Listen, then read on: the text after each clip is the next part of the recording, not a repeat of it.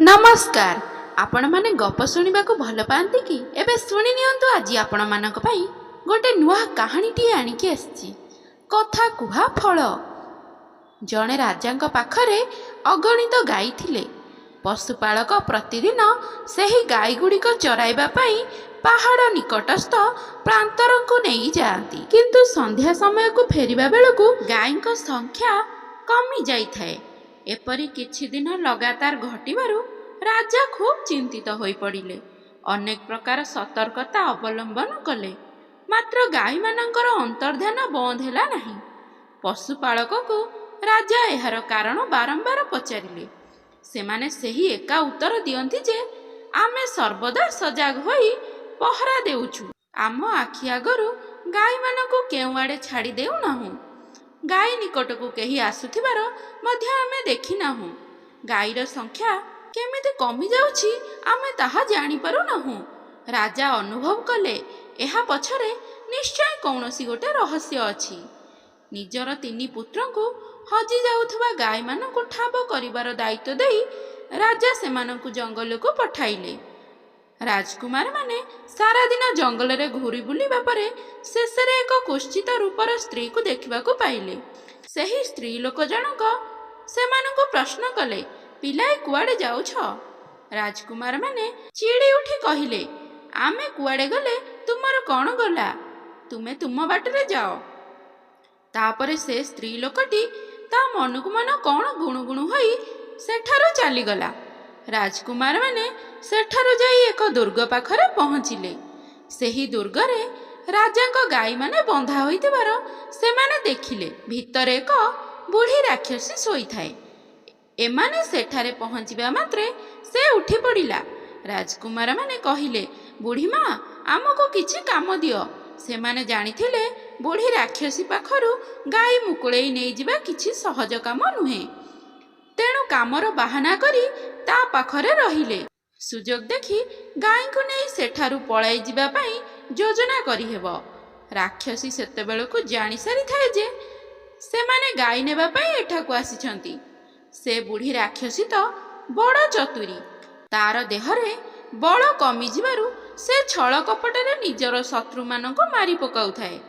राजकुमार मानकु मारिबाकु स्थिर करी सेमानकु कहिला, अच्छा पिलाए, एबे गाई क्षीर दुईबार बेल होई गलानी। तुम्हे माने जाई गाई दुईबा काम कर। राजकुमार माने पात्र पूर्ण करी क्षीर आनी पहुँचीबा परे राक्षसी सेमानकु पुणी कहिला, तुम मानकु तो भोक लागुथिबो, नियो एही क्षीर पी पेट भर्ती करि दियो। सेही तीन जनक हातरे राक्षसी विष भर्ती करी पात्र देइथिला। सुतरां सेमाने क्षीर पाटिरे लगाइबा मात्रे टळी पड़िले। राक्षसी सेमानकु एक सिंदूकरे लुचाई देला। बहुदिन बीतीगले मध्य राजकुमार माने आउ फेरिले नाही।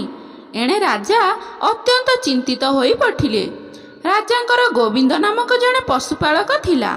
से साहस करी राजांको आसी कहिला, मु राजकुमार मानकु खोजिबा पाई जिबी। हजि जाइथिबा गाई मध्य खोजी आनिबी। राजा ताकु जिबा पाई अनुमति देले। गोविंद मध्य अरण्य रे सेही दिगरे यात्रा कला।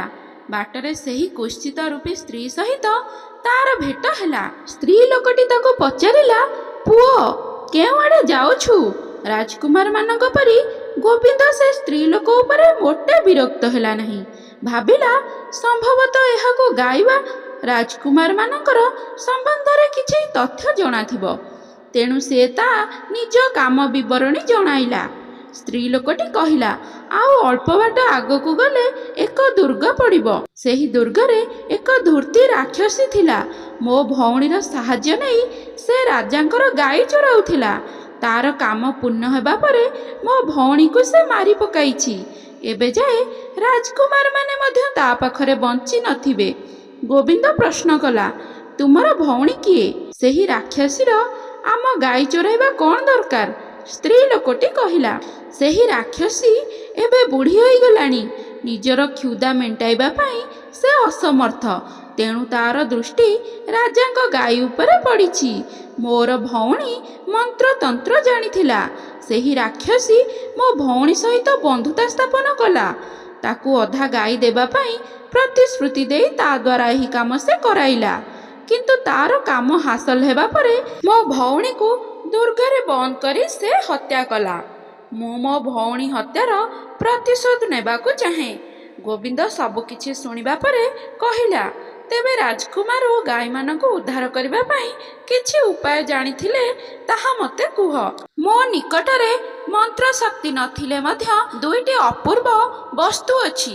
ଏପରି କହି ସେ କଦାକାର ସ୍ତ୍ରୀ ଗୋବିନ୍ଦ ହାତରେ ଗୋଟିଏ ଫଳ ଓ 3ଟି ପଥର ରଖି କହିଲା, ଏହି ଫଳ ତୁମକୁ ଆଗକୁ ଥିବା ବିପଦ ସମ୍ବନ୍ଧରେ ସତର୍କ କରିବ। ଏହା ଏକ କଥା କୁହା ଫଳ। ଏହାର ଆବଶ୍ୟକତା ସରିଗଲେ ତା ଭିତରୁ ମଞ୍ଜି ବାହାର କରି ଜଳରେ ଘୋରିଦେବ ଓ ସେହି ଜଳ ମୃତ ରାଜକୁମାରମାନଙ୍କ ଉପରକୁ ପକାଇଦେବ। ସେମାନେ ପୁଣି ଜୀବିତ ହୋଇଯିବେ। ଆଉ ଏହି ପଥର ଗୁଡ଼ିକୁ ତଳେ ଗଡ଼ାଇ ଦେଇ ଯାହା ମାଗିବ ତାହା ତୁମକୁ ଅବଶ୍ୟ ମିଳିବ। 3ଟି ପଥର 3 ଥର ମନ କଥା ପୂରଣ କରିପାରିବେ। ମୋର ବିଶ୍ୱାସ ତୁମର କାମ ସଫଳ ହେବ ଓ ମୋର ଲକ୍ଷ୍ୟ ପୂରଣ ହେବ। ଗୋବିନ୍ଦ ସେହି ବସ୍ତୁ ଦୁଇଟିକୁ ନିଜ ପାଖରେ ରଖି ଦୁର୍ଗ ଆଡ଼କୁ ଆଗେଇଲା। ଦୁର୍ଗ ଭିତରକୁ ଯାଇ ସେଠାରେ ସେ ବୁଢ଼ୀ ରାକ୍ଷସୀକୁ ଦେଖିଲା ଓ ତାକୁ କିଛି କାମ ଦେବା ପାଇଁ ବିନତି କଲା। କିନ୍ତୁ ରାକ୍ଷସୀ ଜାଣିପାରିଲା ଯେ ଏହି ଲୋକ ମଧ୍ୟ ଗାଈ ଖୋଜିବାକୁ ଆସିଛି। ତେଣୁ ସେ କହିଲା, ଠିକ୍ ଅଛି, ମୋ ଗାଈମାନଙ୍କର ଦେଖାଶୁଣା କରିବା ପାଇଁ ତୁ ଏଠାରେ ରହିବୁ। ତାପରେ ସେ ଭିତରକୁ ଯାଇ ଏକ କ୍ଷୀର ଭର୍ତ୍ତି ପାତ୍ର ଆଣି ଅତି ସ୍ନେହରେ ପିଇବା ପାଇଁ ତାକୁ ସେ ଅନୁରୋଧ କଲା। କଥା କୁହା ଫଳ ଗୋବିନ୍ଦକୁ ସାବଧାନ କରି କହିଲା, ଏଥିରେ ବିଷ ଅଛି, ଏହାକୁ ଆଦୌ ପିଅ ନାହିଁ। ରାକ୍ଷସୀ ନ ଜାଣିପାରିବା ପରି ଗୋବିନ୍ଦ କ୍ଷୀର ସବୁ ବାହାରକୁ ଫିଙ୍ଗିଦେଲା। କିଛି ସମୟ ପରେ ଗୋବିନ୍ଦକୁ ଜୀବିତ ଥିବାର ଦେଖି ରାକ୍ଷସୀ ଭାରି ଆଶ୍ଚର୍ଯ୍ୟ ହୋଇଗଲା। ରାକ୍ଷସୀ ଅତି ସ୍ନେହରେ ଗୋବିନ୍ଦକୁ କହିଲା, ଏଠାରେ ଖଟ ଅଛି, ବହୁତ ହାଲିଆ ହୋଇ ଆସିଥିବୁ, ଯା ଶୋଇପଡ଼ିବୁ। ସେ କଥା କୁହା ଫଳ ଗୋବିନ୍ଦକୁ ପୁଣି ସତର୍କ କରିବାକୁ ଯାଇ କହିଲା, ଜମା ଶୁଅ ନାହିଁ, ତଳେ ବଡ଼ ଖାଲ ଅଛି, ପଡ଼ିଯିବ। ରାକ୍ଷସୀ ସେଠାରୁ ଚାଲିଯିବା ପରେ ଗୋବିନ୍ଦ ଖଟ ଉଠାଇ ତଳକ ଦେଖେ ତ କଣ୍ଟା ଝଣ୍ଟା ଭର୍ତ୍ତି ଏକ ବିରାଟ ଖାଲ ସେଠାରେ ଅଛି। ଦ୍ୱିତୀୟ ଥର ପାଇଁ ମୃତ୍ୟୁରୁ ବର୍ତ୍ତିଯିବାରୁ ଗୋବିନ୍ଦ ଭଗବାନଙ୍କୁ ମନେ ମନେ ବହୁତ ଧନ୍ୟବାଦ ଦେଲା ଓ ପ୍ରଣାମ ଜଣାଇଲା। ଗୋବିନ୍ଦ ରାଜକୁମାରମାନଙ୍କୁ ଦୁର୍ଗ ଭିତରେ ଖୋଜିଲା। ଶେଷରେ ଏକ ସିନ୍ଦୁକ ଭିତରେ ମୃତ ରାଜକୁମାରମାନଙ୍କର ଶବ ସେ ଦେଖିଲା। ଫଳରୁ ମଞ୍ଜି ବାହାର କଲା। ସେହି ମଞ୍ଜିକୁ ପାଣିରେ ଘୋରି ରାଜକୁମାରମାନଙ୍କ ଉପରକୁ ତାହା ସେ ଛିଞ୍ଚିଲା। ରାଜକୁମାରମାନେ ପୁଣି ଜୀବିତ ହୋଇଗଲେ। ସେମାନେ ଗୋବିନ୍ଦଠାରୁ ସମସ୍ତ ବିଷୟ ଜାଣିପାରିଲେ। ତାପରେ ସେ 4 ଜଣ ଯାକ ଗୋଶାଳା ଭିତରେ ପ୍ରବେଶ କଲେ। ଗାଈମାନଙ୍କୁ ଫିଟାଇ ଦୁର୍ଗ ବାହାରକୁ ନେଇ ଆସିଲେ।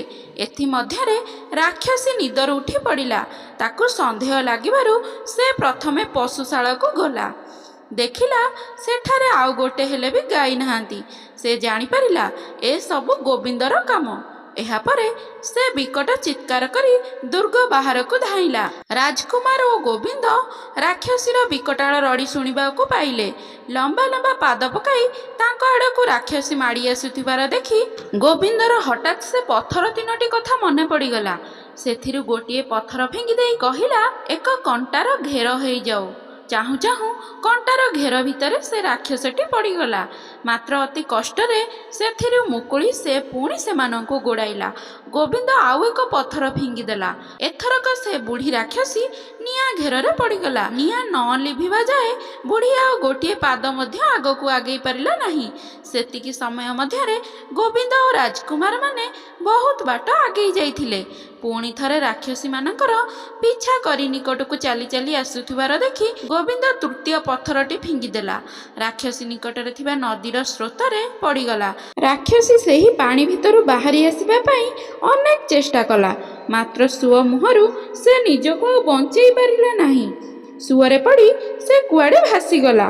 ସନ୍ଧ୍ୟାବେଳକୁ ରାଜକୁମାର ଓ ଗାଈମାନଙ୍କୁ ସଙ୍ଗରେ ଧରି ଗୋବିନ୍ଦ ରାଜଭବନଠାରେ ଆସି ପହଞ୍ଚିଲା। ରାଜା ତାର ଏଭଳି ସାହସିକତାରେ ଅତ୍ୟନ୍ତ ଖୁସି ହୋଇ ତାକୁ ଅନେକ ପୁରସ୍କାର ଦେଲେ।